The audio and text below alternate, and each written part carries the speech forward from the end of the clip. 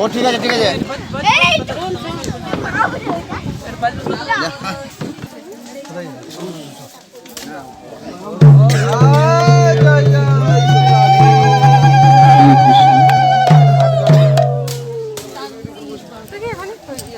বসে পড়ুন যাবে জল স্পর্শ করুন প্রণাম করুন ওই দিকে আছে তো ওই দিকটা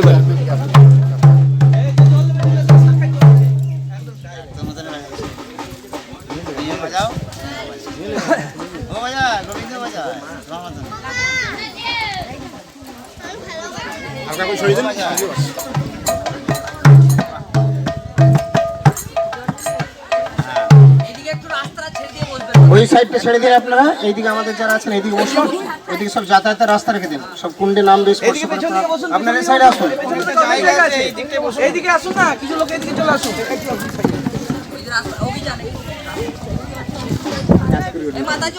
নিত্যানন্দ প্রভুর এই হাঁটুগাড়া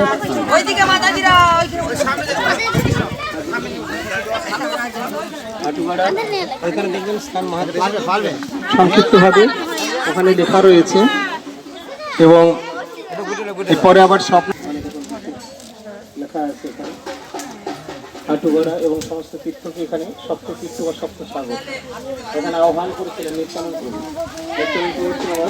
বলরাম যশোদানন্দন যে সচিষিত হইল সেই বলরাম হইল কি এটা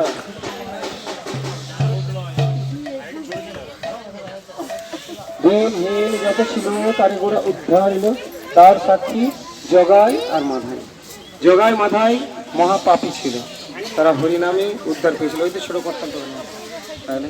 তো এই নিত্যানন্দ প্রভু আজ এসেছিলেন বলে সারা পৃথিবী ধন্য হয়েছে। যদি গৌর না হইতো তবে কি হইতো, যদি নিতাই না হইতো তবে কি হইতো, আজকে নিত্যানন্দ। মানুষ এত প্রচার আদি জানতো না, জগতে এত বেশি সাধু ছড়াছড়ি ছিল না। সাধু ছিল, জটা জুটো রাখা, চুলদাড়ি রাখা সাধু ছিল, কিন্তু প্রকৃত সাধুর বড়ই দুষ্প্রাপ্য ছিল প্রকৃত সাধু। এই জন্য মহাপ্রভু কৃপাপূর্বক নিজে আসলেন। কেন না, সাধু পাওয়া কষ্ট বড় জীবের লাগিয়া, সাধু গুরুর রূপে কৃষ্ণ আইল নদিয়া। প্রকৃত সাধু এরকম খুব দুর্লভ ছিল। মহাপ্রভু যখন আসলেন তখন তো গীতা ভাগবত যদি কেউ পড়তো তো তারা কিন্তু আবার হরিনাম করতো না। তাহলে শাস্ত্র ঘাঁটছে, লোককে বোঝাচ্ছে, কিন্তু হরিনাম যে মূল যুগধর্ম এটা না জানতো না, তারা পড়তো। তো মহাপ্রভু এরকম একটা সময় দেখে তিনি আবির্ভূত হয়েছিলেন। কখন? ফাল্গুনী পূর্ণিমায় সন্ধেবেলায়। ফাল্গুনী পূর্ণিমাতে যে মহাপ্রভু আসছেন, মায়াপুর নবদ্বীপে শচীমায়ের কোল আলো করে, এই মহাপ্রভুর আগেই জন্ম নিয়েছেন নিত্যানন্দ প্রভু। মহাপ্রভুর আগে, মহাপ্রভুর চেয়ে নিত্যানন্দ প্রভু 12 বছরের বড়। আর নিত্যানন্দ প্রভু এখানে জন্ম নিয়েছেন, এখানে অনেক লীলার প্রকাশ করেছেন। তার মধ্যে আমরা হাঁটুগাড়াতে এসেছি, কখনো পূর্বে সেই রামলীলা স্মরণ করছেন, কখনো সকালের সঙ্গে কেউ হয়তো বানর হনুমান হয়েছে, ইত্যাদি ইত্যাদি কথা শ্রী চৈতন্য ভাগবত অনেক বর্ণন রয়েছে। তো এখন সেই নিত্যানন্দ প্রভু যেহেতু আগেই জন্ম নিয়েছেন, 12 বছর আগেই, তার জন্য নিত্যানন্দ প্রভু একাকী রয়েছেন, এখনো গৌর আসেনি। আর যেহেতু মহাপ্রভু আসেননি, তাই নিত্যানন্দ প্রভু এখানে এই সুযোগে বললেন আমার ভালো লাগছে না, আমি তীর্থগুলো করে আসি। হয় তীর্থ করতে হবে, আর না হয় মহাপুর সঙ্গটা পাবে। মহাপুর সঙ্গটা যদি না থাকে, যদি না পায়, তাহলে কি করা যাবে? তাই 12 বছর আমি কি করে কাটাবো? তো এখানে ছেলেদের সঙ্গে পূর্ব রামলীলা, কৃষ্ণলীলা স্মরণ করলে, খেলাধুলো করলেন, হাঁটু গাড়া ইত্যাদি বহু লীলার এখানে প্রকাশ হলো। কিন্তু ঠিক 12 বছর বয়সে তিনি বেরিয়ে গেছিলেন একজন সন্ন্যাসীর সাথে বা এক বিপ্রের সাথে। এখন তিনি এসেছেন, ভিক্ষা চাইছেন মা পদ্মা দেবীর কাছে। হ্যাঁ, ভিক্ষা চেয়েছেন হারাই পণ্ডিতের কাছে। সেদিন ওখানে ছিলেন আতিথ্য। তো ঘরে যখন আসলেন কোনো সাধু সন্ত ভক্ত বৈষ্ণব, তখন কি হয়? প্রসাদ টসাদ পাইয়েও হাতে কিছু প্রণামী, দান দক্ষিণা, সেবা যেরকম বলে এগুলো দেয়। আগেকার দিনে আরও খুব বেশি ছিল। তাই তখন বললেন, মা আমি তো প্রসাদ টসাদ সবই পেলাম, বাবা তাহলে আমার কি করে কিছু দক্ষিণা দেবেন? প্রণাম না। হ্যাঁ, চেয়েও জিজ্ঞেস করে দিত যা যেমন, আমি যা চাইবো সেটা। বলেন হ্যাঁ, আপনি যা চাইবেন আমি সেটাই।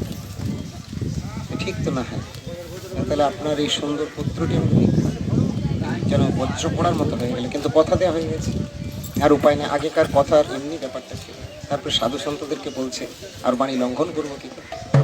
এই তখনই যেন পাষাণ হয়ে গেল, নির্বাক, সাথে সাথে গৃহভ্যন্তরে ছুটে গেল। পদ্মা, আমিও তো কথা দিয়ে ফেলেছি, কিন্তু সন্তান তো আমার একা নয়, সন্তান তো তোমারও। এখন আমি কি করি?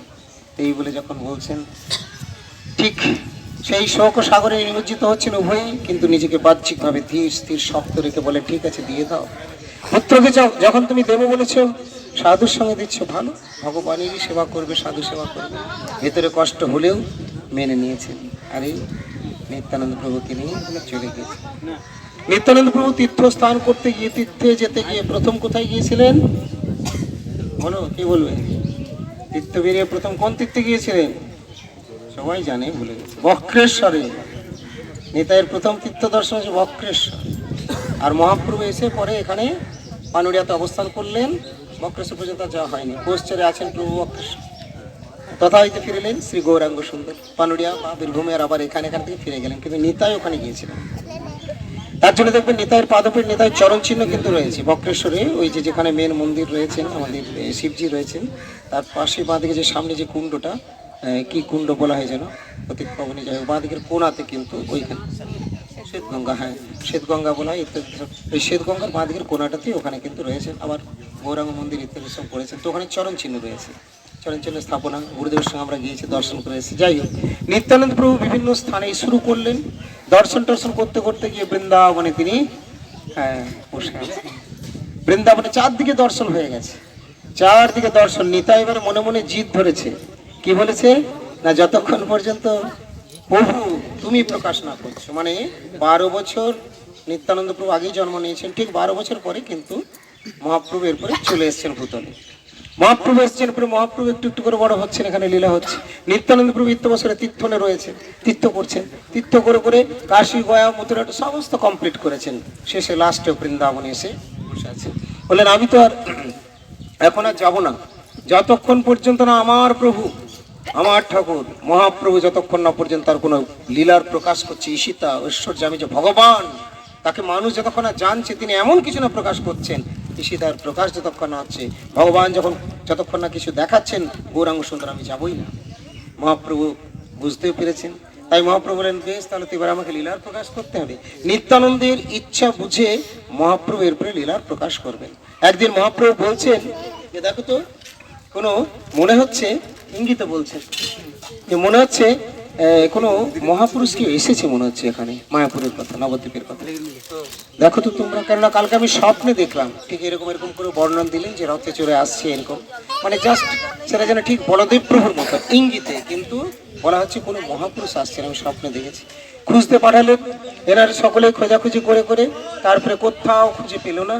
সব ফিরে এসে বলছে, না প্রভু সেরকম তো কেউ আসেনি, কোনো মহাপুরুষ বিশেষ কিছু তো আমরা দেখলাম না। বলেন, সে কি? আচ্ছা তোমাদের দিয়ে হবে না, চলো আমিই যাই। মহাপ্রভু একেবারে স্বয়ং নিজে গেলেন। নিজে গিয়ে কোথায় পৌঁছালেন?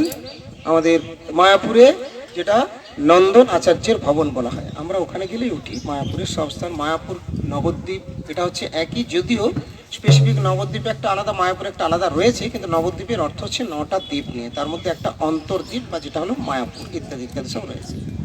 ঋতুদ্বীপ শ্বেতদ্বীপ ইত্যাদি সব রয়েছে। তো এই যে এই মায়াপুরের কথা, এখন এখানে নন্দন আচার্য ভবন, নন্দন আচার্য গৃহ রয়েছে, যেটিকে গৌর নিত্যানন্দের প্রথম মিলনস্থলী বলা হয়। মহাপ্রভু জন্ম নিয়েছেন, নিতাই চলে গেছে তার আগে বেরিয়ে তীর্থ করতে, নিতাই তীর্থ করে ঘোরাঘুরি করে বৃন্দাবনে এসে সংকল্প করে বসে আছে, যতক্ষণ না আমার প্রভুর কিছু লীলার প্রকাশ হবে আমি যাব না। আর যেই না মহাপ্রভু বুঝতে পেরেছেন, মহাপ্রভুর প্রকাশ আরম্ভ শুরু করে দিলেন। তাই মহাপ্রভু এখানে ইঙ্গিত করলেন যে দেখো তো তোমরা গিয়ে। এরা দেখলো, এরা কেউ কোথাও খুঁজে পেলো না, এসে প্রভুকে রিপোর্ট দিচ্ছে।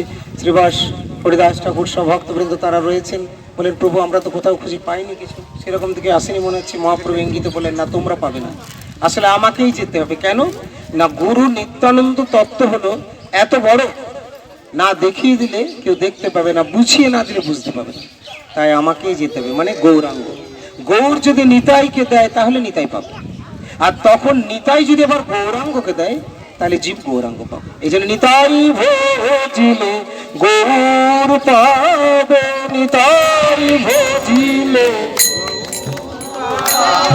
ওরে ভজ ভজ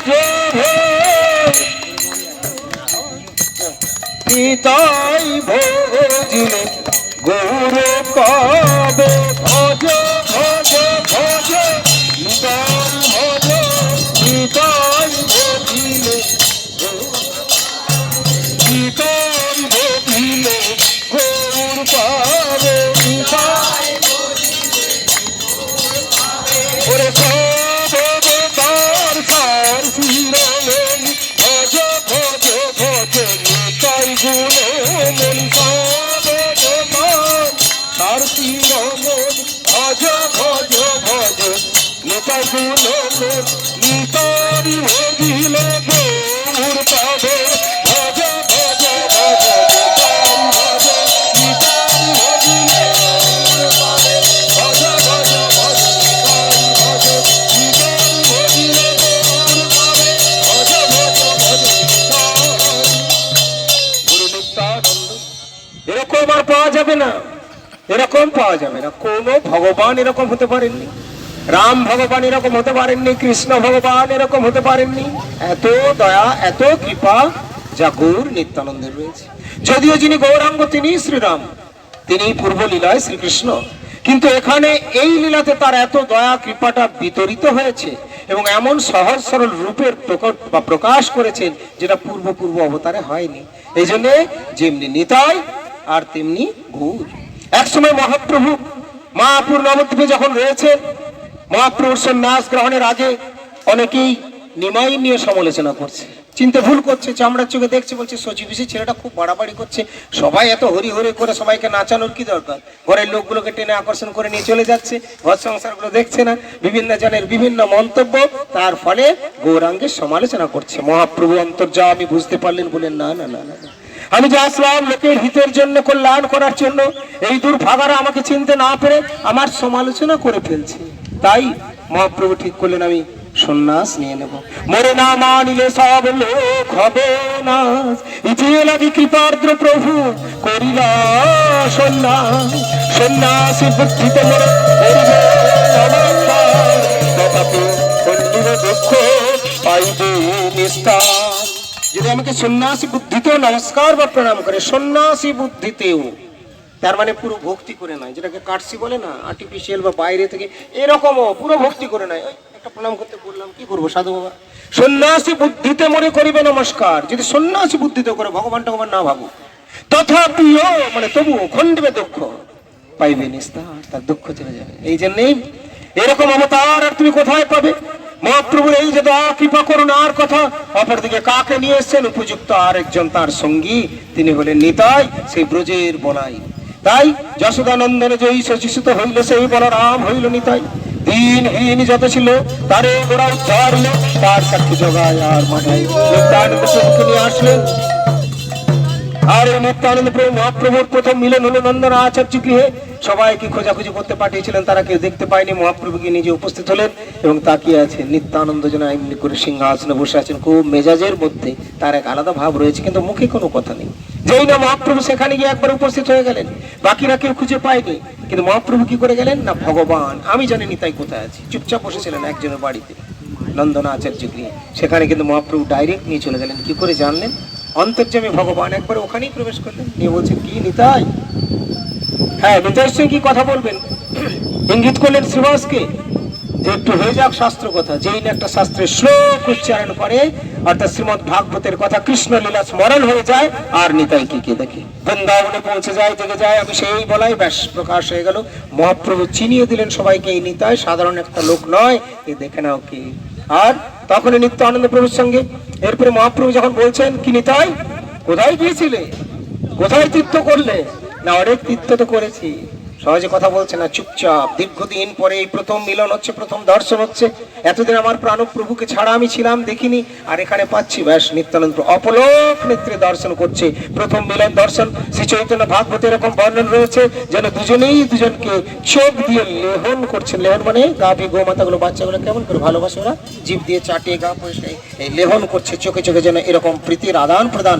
অনেকক্ষণ পরে যখন কথাবার্তা বা স্ফুরণ হলো, মহাপ্রভু যখন জিজ্ঞেস করছেন কোথায় গিয়েছিলেন নিতাই, কোথায় কোথায় তীর্থ করলে, কি দেখলে, তখন নিতাই কি আর দেখবো, আমি যেখানে গেলাম কাশী বা মথুরা বৃন্দাবন, সেখানকার লোকেরা বলছে ওগো ঠাকুর এখানে নেই, ঠাকুর চলে গেছে ওই কৃষ্ণ মথুরা আর কৃষ্ণ বৃন্দাবনের কৃষ্ণ দিয়ে দেখো এখন মাপুর নবদ্বীপে রয়েছে। ঠাকুর আর এই কৃষ্ণ আর কেউ কোথাও নেই, সব ছেড়ে চলে এসেছে, এই যে তুমি আমার সেই কৃষ্ণ। মহাপ্রভু তখন যে ইঙ্গিতে রেখেছিলেন সবাইকে বুঝতে দেননি, এখানে সবার কাছে নিত্যানন্দ প্রভু প্রকাশ করে দিলে সেই পূর্বের যশোদানন্দন শ্রীকৃষ্ণই আজকে তোমাদের কাছে শ্রী চৈতন্য মহাপ্রভু। মহাপ্রভু চেনাচ্ছেন নিতাইকে, নিতাই চেনাচ্ছেন মহাপ্রভুকে। আজকে আমরা এখানে বসেছি, আপনারা দিয়েছেন আসন চেয়ার নিয়ে এসেছেন কষ্ট করে। আমি একটু না দিলেও আপনাদের আনা কষ্টটাকে অমর্যাদা করা হয়, না হলে শুধু আসনের জায়গা তো নয়, এই ধুলোতে গড়াগড়ি দেওয়ার জায়গা। এই কুণ্ড, এই মৃত্তিকা ধন্য ভূমি, এই পবিত্র ভূমি করে দিয়েছেন নিত্যানন্দ প্রভু, যিনি ধুলোতে গড়াগড়ি দিতেন, যিনি অপরের পায়ে ধরে নিতেন, যিনি সবার চরণ ধরে বলতেন আমাকে তোমরা দুটো হরিনাম দেবে, আমাকে একটু হরিনাম ভিক্ষা দেবে, তোমরা দুটো হরিনাম করো, আমি হরিনাম শুনি। সাধু গুরু বৈষ্ণব তারা একমাত্র কি ভালোবাসেন ভগবানের নাম, ভগবানের কথা, ভগবানের পোশাক, ভগবানের যা কিছু তারা ভগবানের জন্যই নিয়ে থাকেন। তাই সবাই আমরা ভগবানের দিকে মনটা দেব। অত্যন্ত সহজ সরল পথ। মহাপ্রভু বলেছেন কেবলমাত্র শ্রবণ আর কীর্তন, কিচ্ছু লাগবে না। তোমার যা আছে টাকা পয়সা ব্যাংক ব্যালেন্স সব তুমি রাখো, যা কিছু ভগবানকে কিচ্ছু দিতে হবে না, শুধু একটু হৃদয় থেকে ভগবানের নাম দুটো দাও, গঙ্গা জল দিয়ে গঙ্গা পুজো। তাই মহাপ্রভু বললেন এই নাম সহজ সরল, উচ্চ নিচ, ধনী দরিদ্র, ব্রাহ্মণ শূদ্র সবার জন্য এই হরিনাম। হরে কৃষ্ণ কৃষ্ণ কৃষ্ণ হরে হরে, হরে রাম রাম রাম হরে হরে। প্রভু কহিলাম এই মহামন্ত্র, ইহা যত গিয়া সরে করিয়া নির্বন্ধ, ইহাইতে সর্ব সিদ্ধি হইবে সবার, সর্বক্ষণ বলইতে বিধিন কি ভোজনে কি সনে কি বা জাগরণে বাহর মিশে চলিত। হরিনাম থেকেই সিদ্ধি হয়ে যাবে, জানেন তো, হরিনাম থেকে সিদ্ধি হবে। বলেন মরে আপনি বলছেন কি করে, এটা আমি বলছি না, এটা গৌরাঙ্গদেব বলেছেন। ইহাইতে সর্বসিদ্ধি, একটা পড়ুয়ার পড়া সিদ্ধি, চাকুরি প্রার্থী সেটাও, ধর্ম অর্থ কাম মোক্ষ, শুধু তাই বলেননি সর্ব, সর্ব মানে সব। যে যেরকম চাইবেন তার সেরকম চাওয়াটা ঠিক করতে হবে। কেউ বা প্রেম চায়, ধর্ম অর্থ কাম মোক্ষ যাই হোক না কেন, প্রেম ভগবানের প্রেম হয়ে যাবে, এটা হলো সর্বশ্রেষ্ঠ। ভগবানের প্রতি প্রেম প্রতি ভালোবাসা হলে কি হয়, ভগবানকে লাভ করা যায়। আগে ভগবানের প্রতি ভালোবাসা হতে, তারপরে ভগবানকে। তাই বিনা প্রেম সে নাহি মিলে নন্দলালা, সেই প্রেমটা কি করে লাভ হবে, ভগবানের প্রতি কি করে প্রেম প্রতি ভক্তি লাভ হবে না। কাপড়ের দোকানে কাপড় পাওয়া যায়, ওষুধের দোকানে ওষুধ পাওয়া যায়, সেরকম সাধুদের কাছে পাওয়া যাবে তো ভগবান, কিন্তু সাধুদের কাছে পাওয়া যাবে না, সব সাধুর কাছে পাওয়া যাবে না। ভক্ত সাধু হলে তবে পাওয়া যাবে, কর্মী সাধু দিতে পারবে না, জ্ঞানী সাধুর কাছে পাবে না, যোগীর কাছে ফুই কিচ্ছু হবে না। আসলি সাধু হওয়া চাই। এই জন্যে মহাপ্রভু বলেন কলিকালে বড় দুর্লভ, সাধু পাওয়া কষ্ট বড় জীবের লাগিয়ে। মহাপ্রভু আসার আগে জটা জুটো দাড়ি সাহাবি অনেক সাধু ছিল। মহাপ্রভু বলেন বেশভূষায় সাধু হলে হবে না, আচরণে সাধু হতে হবে। গৌর সুন্দর নিজে সুন্দর থাকেন, তার সেবকগণকে সুন্দর ভাবে থাকতেই শিক্ষা দিয়েছেন এবং সবাইকে জোর দিয়ে বললেন যে যেখানে আছো গৃহে থাকো আর বনে থাকো। সাধু হওয়া মানে শুধু গেরুয়া কাপড়টাই নয়, সাধু হওয়া মানে হৃদয়কে সাধু করা, অর্থাৎ ভগবানের হয়ে যাওয়া। তিনি গৃহস্থ হতে পারে, মা দেবকী বসুদেব দেবকী তারা বিরাট সাধু, কিন্তু কেন? তাদের হৃদয়ে গোবিন্দ বিরাজ করছেন সবসময়। সাধু হচ্ছে হৃদয়টা, যেখানে যে হৃদয়ের সাথে ভগবানের ভজনা হয় সেই হৃদয় কিন্তু সাধু। তাই সাধু শ্রেষ্ঠ হচ্ছেন, সাধু সম্রাট হচ্ছেন শ্রী গুরুপাদ পদ্ম। আমরা যদি গুরুবানুগত্যে ভক্তির অনুশীলন করি আমাদেরও সাধুত্ব কিন্তু আসবে। আমাদের সংসারে যে মায়াবদ্ধ হয়ে আছি, বদ্ধতা আমাদের খুলবে। আপনাদের প্রত্যেকেরই বদ্ধতা সম্পূর্ণ না খুলুক, কিছুটাও খুলেছে। আপনারা কত মায়ের বাঁধনে ছিলেন, যারা এই লাইনে এসেছেন তারা তো অনেকগুলো জিনিস ছেড়েছেন ভগবানের জন্য। তাহলে বন্ধনটা যেমন এমনি মজবুত ছিল, সবার একটু একটু করে খুঁজছে।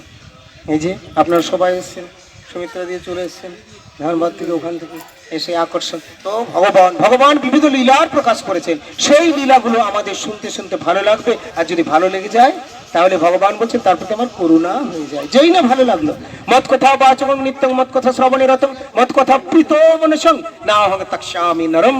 যারা আমার কথা বলেন, যারা আমার কথা কীর্তন করেন, যারা আমার কথা শ্রবণ করেন, খুব সুন্দর ভাগ করে দিলেন। যারা বর্ণন করেন সাধু গুরু বৈষ্ণব, যারা ভগবানের কথা বলছেন, যারা শুনছে উৎকৃষ্ট শ্রোতা, এমনকি যারা কিছুই বোঝে না।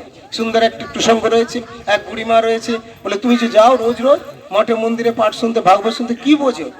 বুড়িমার একটা কথা বলতে পারে না, 3 ঘন্টা পাঠ শুনে আসে। বলেন তাহলে তুমি যাও কেন? ছেলেরা ইনসাল্ট করছে, ওরা কথা বুঝবে? তুমি যাও কেন? তা কি জানি বাবু, তাহলে কি জানি? ভালো লাগে। তো তুমি বলো কি চলে? বলছে বলতে পারবো না। তাহলে ভালো লাগে। ভগবান বলছে না হং তৎস্বামি, আমার কথা শুনে যাদের ভালো লেগে যায়, না হং তৎস্বামি, আমি তাদেরকেও ছাড়ি না। যারা উৎকৃষ্ট বক্তা, যারা শ্রোতা, উৎকৃষ্ট শ্রোতা, এমনকি সাধারণ শ্রোতা যে কিছু বলতেও পারবেন কিন্তু ভালো লাগে, দাঁড়িয়ে থাকে, ভালো লাগে, না হং তৎস্বামি। ভগবান বলেন এরা সবাই আমার সান্নিধ্যে, আমার কৃপাতে রয়েছে, এদেরকে আমি কখনো ছাড়ি না, নয় ছাড়তে পারি না। ভগবানের যেখানে কথা হয়, ভগবান সুত বৎসলা গাভীর মতো ছুটে চলে আসেন। এই যে এখানে মন্দির আদি সব রয়েছে, মন্দির আদি সব রয়েছে, আমরা সবই দর্শন করব। কিন্তু মনে রাখবেন শ্রীধাম বৃন্দাবনে মন্দির তো আমরা যাই, কিন্তু ব্রজ রজের আলাদা মাহাত্ম্য রয়েছে। তাই যেখানে আপনারা এসেছেন, এই স্থানের এই যে মাহাত্ম্য, এই ভূমির মাহাত্ম্য, রজের মাহাত্ম্য, এই কুণ্ড রয়েছে তার মাহাত্ম্য, সবগুলো অত্যন্ত মহিমাপূর্ণ। নিত্যানন্দের কৃপা হয়েছে। জন্মদিনে আমরা আমাদের আরেক নেতা রয়েছেন গুরুপাদ পদ্ম, তাকে নিয়ে রয়েছি। তার আহ্বানে, তার সান্নিধ্যে আমরা উৎসবে সেখানে যোগদান করেছি। আবার এখানে আজকে নিত্যানন্দ প্রভুর আবির্ভাব হয়ে গেছে, তারপরে আমরা এসেছি আমাদের গুরুপাদ পদ্মের কৃপা নির্দেশ নিয়ে আমরা তারপরে এখানে এসেছি। তো মূল আশ্রয় বিগ্রহ নিত্যানন্দ প্রভু, তারই পৃষ্ঠ প্রকাশ বিগ্রহ হচ্ছে নিজ নিজ শ্রী গুরুপাদ পদ্ম। আমাদের গুরুপাদ পদ্ম গুরুদেবেরও কৃপা হলো। এই জন্য গুরুদেব আমাদেরকে কৃপা করে যাও তোমরা ধাম দর্শন করে এসো। কেন না, তোমাদের ধাম দর্শন করে আসলে, এই যে ধামে যাচ্ছ, তোমাদের ধামের মাহাত্ম্য নাম গান ইত্যাদি করতে করতে যাচ্ছ, তোমাদের যে সমস্ত ডেফিসিট রয়েছে, মাইনাসগুলো রয়েছে, সেগুলো কিন্তু অনেক ভর্তুকি হয়ে যাবে, অনেক মেকআপ করবে। পাস করতে পারে না, ফেল করা ছেলেটা, যার কোনো যোগ্যতাই নেই, সে যদি ধামে এসে ধুলোতে গড়াগড়ি দেয়, তারও যোগ্যতা খুলবে। এই জন্য নিতাই নিতাই নিতাই নিতাই আমাদেরকে বলতে হবে, নিতাই গৌর নিত্যানন্দে নামে নাই অপরাধের বিচার। রাধাকৃষ্ণের নামে আছে অপরাধের বিচার, তার মানে রাধাকৃষ্ণের নাম সবাই প্রথমে সেইভাবে করতে পারে না, কিন্তু গৌর নিত্যানন্দ তিনি পাপি তাপি কিচ্ছু দেখেন না। জগায় মাথায় আমাদের বলবে তুমি একাদশী করো, শুদ্ধাচার আছে, চলো চলো দূরে সরো, বলবে না, ছুঁয়ো না। মহাপ্রভু নিত্যানন্দ প্রভু জগাই মাতার কোনো সদাচার ছিল না, শুদ্ধাচার ছিল না, একাদশী ছিল না, নেশা ভাঙ চুরি ডাকাতি খুন সবই ছিল, কিন্তু তাদেরকেও কৃপা করেছিলেন। এই হলো গুরু নিত্যানন্দ। নিত্যানন্দের দয়া করুণা হচ্ছেন অপার। এই জন্য গুরু নিত্যানন্দের সমান আর হয় না। আজ সারা বিশ্বে যে হরি নাম ছড়িয়েছে, নাম প্রেম প্রচার আদি চলছে, সে হচ্ছে মূল গুরু নিত্যানন্দের কৃপা। আর নিত্যানন্দকে উপহার দিয়েছেন আমাদের গৌর। যদি গৌর না হইতো তবে কি হইতো, কেমন ধরিতাম দে রাধার মহিমা প্রেম রসসীমা জগতে জানাতো কি। গুরুপাদ পদ্মের কৃপায় আমরা দিব্য জ্ঞান প্রাপ্ত হয়েছি, সাধু দর্শনে আমাদের পবিত্রতা আসছে। গুরুপাদ পদ্মের কৃপায় সান্নিধ্য থেকে আমরা গুরু নিত্যানন্দের তত্ত্ব জানতে পারছি, আমরা মহাপ্রভুর কথা জানতে পারছি, আমরা রাধা বনমালীর সেবা সান্নিধ্য লাভ করতে পারছি। তাই আমাদের আজকে এখানে এসে এত ভালো লাগছে। বলো নিতাই চাঁদ কি। এখানে দেখো সপ্ত তীর্থ সপ্ত সাগরকে আহ্বান করেছিলেন মাকে স্নান করানোর সময়। ঠিক কৃষ্ণ এক সময় মাকে মা বলছেন, কৃষ্ণ বলছেন চলো আমরা এতে যাব। মা যশোমতী বলছেন, নন্দ বাবা বলছেন আমরা যাব বদ্রীনারায়ণ। বলেন না, কৃষ্ণ মনে মনে ঠিক করলেন আমার বাবা মা যাবে। ওখানে একটা মানতের ব্যাপার ছিল, বলে এদের তো আমি যেতে দেবো না, আমার বাবা মাকে ওকে যেতে দেবো না, এইখানে আছে। বলে চলে চলে চলো, তোমরা কোথায় যাবে না বদ্রীনারায়ণ। বলেন এই ব্রজভূমিতে সব আছে মা, কোথাও যেতে হবে না, কারণ সমস্ত অবতারের অবতারই হচ্ছেন কৃষ্ণ। তাই কৃষ্ণের কাছে সব রয়েছে। 84 কোষের মধ্যে রামলীলা স্থান, সেতু বন্ধন, হরিদ্বার, গঙ্গার সব পাবেন। এগুলোকে আদি বলে বলা হয়। ওখানে বদ্রীনারায়ণ আছে, আমাদের ব্রজধামের মধ্যে 84 কোষের মধ্যে আদি বদ্রীনাথ। তাই বললেন মা চলো ওখানে দেখিয়ে দেবো। মানসী গঙ্গা বৃন্দাবনে সব গঙ্গা স্নানে যাবো করছেন। কৃষ্ণ এক সময় নিয়ে এসে সবাইকে, তারপরে রাত্রেবেলায় সেখানে দেখছেন হুড় করে একবারে জল বয়ে আসছে, কি মানসী গঙ্গা প্রকট হয়ে গেল। এইভাবে বহু লীলার প্রকাশ করেছেন। আর সেই ব্রজের বলাই হলেন নিত্যানন্দ। তাই নিত্যানন্দ প্রভু এখানে আহ্বান করেছিলেন। আমরা যখন শ্রীক্ষেত্র পুরী ধামে যাই, পুরী যাওয়ার পথে বালেশ্বর, রেমুনা এরা সব জানবে, ওদিকে বালেশ্বর রেমুনা ওখানে রয়েছে। ওই রেমুনাতে ওখানে ভগবান শ্রী রামচন্দ্র এসেছেন ত্রেতা যুগের লীলায়। ওখানে সীতাদেবীকে নিয়ে, সীতাদেবী একসময় জল চেয়েছিলেন, তো জলের ব্যবস্থা করতে হবে, কাছে জল ছিল না। ওই তীর বা বাণ বা স্বর মেরে তারপরে জলের ফোয়ারা বের করেছিলেন। 7টি ফোয়ারা বেরিয়েছিল, এই জন্য সপ্ত স্বর বা সপ্তস্বরা বলা হয়। আর এখানেও এইরকম দেখো ওই 7টি পবিত্র সপ্ত সাগরের কথাও দেওয়া আছে। তো এইভাবে বহু লীলা, এমন কিছু নয় যে গ্রন্থে আপনারা যে কটা লীলার প্রকাশ এখন দেখছেন আগামী দিনেও সেটাই থাকবে এরকম নয়, তার বহু বহু দিনে দিনে আবার বেরোতে থাকবে। আমরা এখন যে ব্রজধামে যেগুলো গিয়ে দেখছি, আমাদের পূর্বে যারা এসেছিলেন তারা সবগুলোর সন্ধান পাননি। রিসার্চ যেমন হয়, গবেষণা যেমন বেরোতেই থাকে, শাস্ত্রে দেওয়া আছে, চোখে সবাই পাননি, আমরা চোখেও দেখেছি। আবার আমাদের কাছে যেটা এখনো প্রকাশ হয়নি, আবার পরবর্তী দিনে হবে। ঠিক এই নিত্যানন্দ ভূমি এই দিনে দিনে দিনে দিনে বাড়তেই থাকবে। ভাগবত কথার যেমন শেষ হয় না, তার কারণ ভাগবত লীলার শেষ নেই। ভগবানের লীলা হলো অনন্ত অপার। এই যে ভাগবত কথা সবে শুনতে এমন সব দুঃখ দূরে যাবি পাবি প্রমোধন। গুরু গোবিন্দের কথা, রাধা গোবিন্দ কোনো মার্জির কথা শ্রবণ কীর্তন আমরা যতই মনোনিবেশ করবো, আমাদের হৃদয়ে ততই আনন্দ লাভ হবে, জীবন হয়ে যাবে ধন্য, জীবন হবে পবিত্র। আর এই গৌর নিত্যানন্দ এনাদের নাম নিলেই আমাদের পাপ তাপ দূরে চলে যাবে। নিতাই চৈতন্য বলে নাচ রে আমার মন, নাচ রে আমার মন, নাচ রে আমার মন। নিতাই চৈতন্য বলে নাচ রে আমার মন,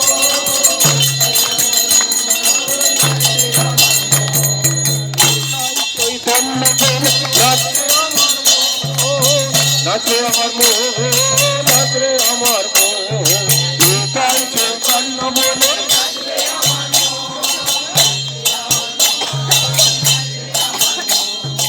অপরাধ দূরে যাবে পাবে প্রেম ধন।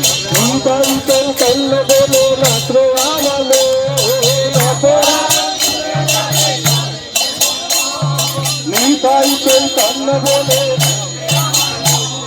নিতাই চৈতন্য বলে নাচ রে আমার মন, নাচ রে আমার মন, নিতাই চৈতন্য বলে নাচ রে আমার মন, নিতাই চৈতন্য। পাপ দূরে যাবে পাবে প্রেমে ধন, অপরাধ দূরে যাবে পাবে প্রেমে ধন। পাপ দূরে যাবে পাবে প্রেমে ধন, অপরাধ দূরে যাবে পাবে প্রেমে ধন। ওরে নিতাই চৈতন্য বলে নাচ রে আমার মন, নাচ রে আমার মন, নাচ রে আমার মন।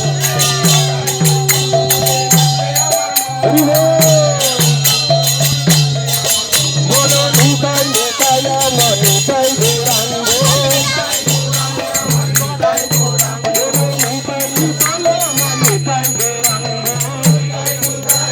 নিতাই গৌরাঙ্গ, নিতাই নিতাই